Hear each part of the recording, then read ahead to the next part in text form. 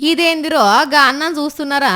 చిన్న పిల్లలకు డైపర్ తొడిగినట్టు ఆయన ఖాళీ అట్ట డబ్బాని తొడుక్కొని బస్ ఎక్కిండు. ఓర్ని ఇదేం వేషంరో అన్నట్టు ఆ బస్సులో ఉన్నోళ్ళు ఆశ్చర్యంగా చూడబట్టిర్రు.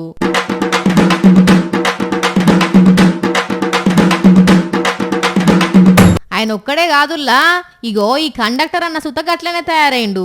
ఐరన్ మ్యాన్ లెక్క చేతులకు నెత్తికి కూడా అట్ట ముక్కలు తొడిగిండు.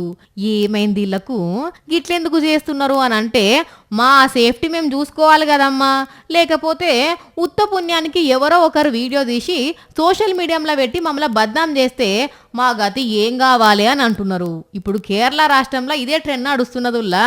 పులి నోట్లనన్నా తల పెట్టొచ్చు కానీ ఫుల్ రష్ ఉన్న ఆర్టీసీ బస్సులో కాలు పెట్టొద్దు అని మగ ప్యాసింజర్లు మొత్తుకుంటున్నారు.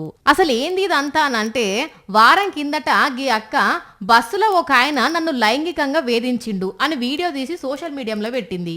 అది వైరల్ అయ్యేటాలకు నెటిజన్లు అందరూ ఎగేసుకొచ్చి, ఏం రావారి ఇదేం పని, నీకు అక్కశైలలు లేరా అని గా అన్న మీద దుమ్మెత్తిపోసిర్రు.